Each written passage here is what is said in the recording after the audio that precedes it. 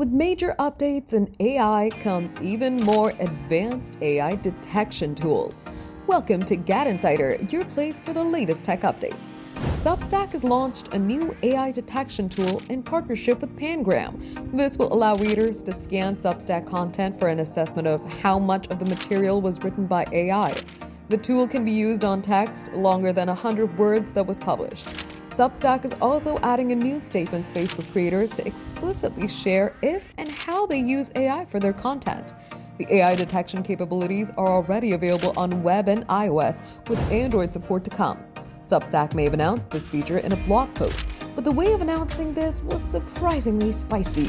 There's a dig at LinkedIn about the presence of AI-generated content on that service, and a Dubs attempting to create fiend human connection with AI slop clod phishing. Throwing shade is a risky maneuver here because even the best tools for identifying Gen AI can't guarantee a correct assessment. The Atlantic dug deeper into just how accurate AI detection tools, Pangram in particular, can be.